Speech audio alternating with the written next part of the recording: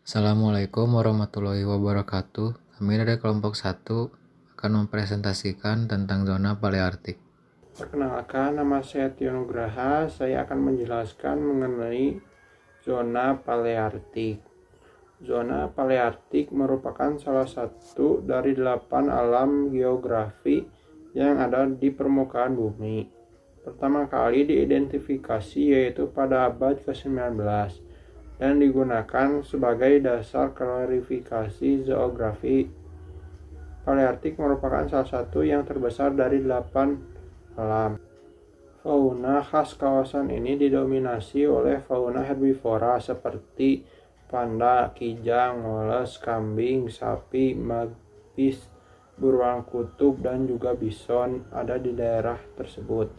Kawasan ini meliputi Eropa, Afrika Utara, Asia Utara, dan pegunungan Nanking, bahkan Laut Mediterania.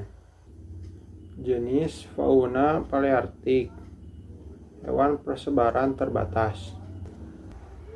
Beruang kutub Ursus maritimus. Ursus maritimus adalah mamalia besar dalam aturan marga keluarga biologi Ursidae. Dia termasuk spesies Circumpolar yang terdapat di sekitar benua paling utara bumi, yaitu benua Arktik, dan termasuk beruang paling karnivora di antara keluarga beruang lainnya. Rusa kutub Rheiniger tarandus. Rusa kutub merupakan jenis rusa yang tangguh karena hidup di cuaca ekstrim. Dilansir Liefeld, rusa kutub memiliki habitat panjang. Hewan ini dapat ditemukan di Amerika bagian utara, seperti Alaska, Kanada, dan Greenland. Di sana hewan ini disebut dengan caribou. Mereka juga tinggal di bagian Eropa Utara serta Asia Utara di habitat tundra, pegunungan, dan hutan. Assalamualaikum warahmatullahi wabarakatuh. Perkenalkan, nama saya Ripaldi. Di sini saya akan menjelaskan jenis fauna palearktik. Rubah kutub Vulpes lagopus. Rubah arktik, rubah yang berbentuk sebesar anjing ini hidup di daerah yang memiliki musim dingin atau berekstrim. Hewan dan bulu lebat ini memiliki keistimewaan kala terjadi perubahan musim. Keistimewaannya adalah dapat mengubah warna bulu, di mana perubahan warna itu telah membantunya untuk mendapatkan makan dan bertahan hidup. Ini adalah ulasan singkat mengenai rubah arktik yang ternyata sudah semakin punah. Unta Camelus sp. Unta adalah spesies hewan berkuku genap dari genus Camelus. Satu kepunduk tunggal, Camelus dromorhynchus. Satu lagi berpunduk ganda, Camelus bearnianus, yang hidup ditemukan di wilayah kering dan gurun di Asia Afrika Utara. Selanjutnya, panda Alueponda melanolica. Panda adalah spesies mamalia yang besarnya diklasifikasikan ke dalam keluarga beruang Ursidae yang merupakan hewan asli Tiongkok Tengah. Panda raksasa tinggal di wilayah pegunungan seperti Sichuan dan Tibet. Pada setengah abad ke-20 terakhir, panda menjadi semacam lembaga negara Tiongkok dan sekarang ditampilkan pada uang emas negara tersebut. Assalamualaikum warahmatullahi wabarakatuh. Perkenalkan, nama saya Ferdinansyah, asal kelas 11 IPS 2. Jenis fauna palearktik. Hewan itu hewan khas suatu daerah. Nomor 1, tikus putih atau Ratus norvegicus. Tikus putih atau Ratus norvegicus atau sering disebut juga Norway Red berasal dari wilayah Cina. Populasinya menyebar hingga Eropa bagian barat. Pada wilayah Asia Tenggara, tikus ini berkembang biak di Filipina, Indonesia, Laos, Malaysia, dan Singapura. Kedua, kelinci.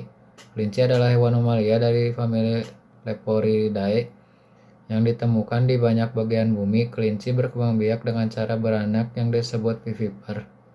Dulunya hewan ini adalah hewan liar yang hidup di Afrika hingga ke daratan Eropa.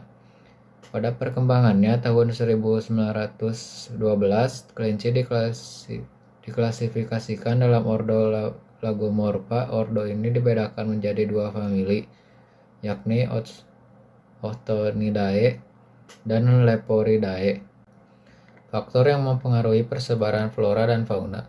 1. Iklim. Iklim yang berada di berbagai wilayah turut mempengaruhi jenis tumbuhan dan hewan yang mampu hidup di masing-masing wilayah. Misalnya pohon kaktus lebih tepat hidup di daerah gurun yang bercurah hujan rendah, tapi pohon kayu keras lebih cocok menempati daerah tropis. 2. Tanah. Unsur-unsur kimia tanah diperlukan bagi pertumbuhan flora dunia. Kesuburan tanah berlainan di suatu tempat dengan tempat lain. Inilah yang membuat jenis dan keanekaragaman flora berlainan di berbagai wilayah. 3. Suhu. Flora dan fauna akan beradaptasi dengan suhu lingkungan fisiknya. Kebanyakan tidak mampu pada suhu ekstrim, terlalu panas atau terlalu dingin. Keduanya akan mudah hidup dan menetap pada wilayah yang suhu udaranya masih bisa diadaptasi.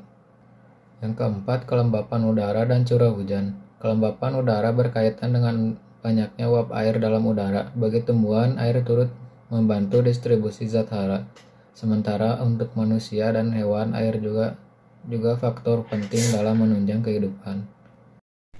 Perkenalkan, nama saya Muhammad Iqbal. Saya akan menjelaskan faktor yang mempengaruhi persebaran flora dan fauna. 5. Sinar matahari. Jenis setiap wilayah akan diterangi oleh sinar matahari. Hal ini memengaruhi jenis tumbuhan dan hewan yang hidup di satu wilayah pada wilayah tropis. Tumbuhan berdaun hijau tumbuh karena diperlukan dalam proses fotosintesis. 6.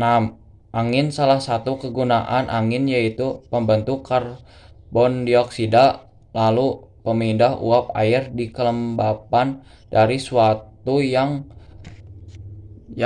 ke tempat lain. Angin turut berperan pula sebagai penyebar biji-bijian yang akan tumbuh di wilayah lain. 7. Manusia dan hewan dan tumbuhan. Persebaran dan fauna juga dipengaruhi oleh keberadaan manusia.